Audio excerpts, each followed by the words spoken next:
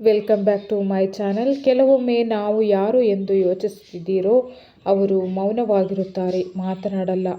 ಆದರೆ ಅವರ ಮನಸ್ಸು ನಿಮ್ಮಿಂದ ತುಂಬಿರುತ್ತದೆ. ಇಂದು ನಿಮ್ಮ ಮನಸ್ಸಿಗೆ ಹತ್ತಿರವಾದ ಒಂದು ಮರವನ್ನು ಆಯ್ಕೆ ಮಾಡಿ, ಯೋಚನೆ ಮಾಡದೆ ಮನಸ್ಸು ಹೇಳಿದಂತೆ ಮಾಡಿ. ಮರ ಒಂದು ಆಯ್ಕೆ ಮಾಡಿದರೆ ಅವರು ನಿಮ್ಮನ್ನು ತುಂಬ ಯೋಚಿಸುತ್ತಿದ್ದಾರೆ. ನಿಮ್ಮ ಜೊತೆಗಿದ್ದಾಗ ಅವರಿಗೆ ಒತ್ತಡ ಕಡಿಮೆಯಾಗುತ್ತದೆ. ಅವರಿಗೆ ನಿಮ್ಮನ್ನು ಪ್ರೀತಿಸುತ್ತಿದ್ದೇನೆ ಎಂದು ಹೇಳುವ ಧೈರ್ಯ ಇಲ್ಲ.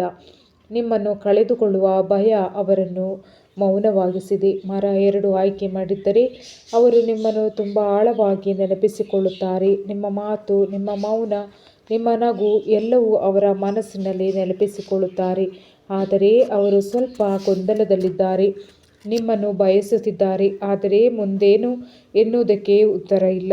ಆದರೆ ಅವರು ತಮ್ಮ ಜೀವನದ ಭಾರದಿಂದ ನಿಮ್ಮತ್ತ ಬರಲು ಹೆದರುತ್ತಿದ್ದಾರೆ.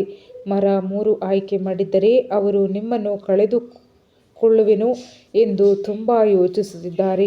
ನೀವು ಮುಂದೆ ಹೋಗಿಬಿಟ್ಟಿರೋ ಅನ್ನೋ ಭಾವನೆ ಅವರಿಗೆ ಕಾಡುತ್ತಿದೆ.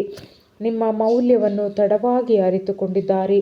ಇದು ನಿಮ್ಮನ್ನು ನೆನೆಸಿದಾಗ ಪಶ್ಚಾತ್ತಾಪ ಬರುತ್ತದೆ. ಅವರಿಗೆ ಮತ್ತೆ ಸಂಪರ್ಕ ಮಾಡುವ ಆಸೆ ಇದೆ, ಆದರೆ ನೀವು ಒಪ್ಪಿಕೊಳ್ಳುತ್ತೀರಾ ಎನ್ನುವ ಭಯ ಅವರನ್ನು ತಡೆಹಿಡಿದಿದೆ.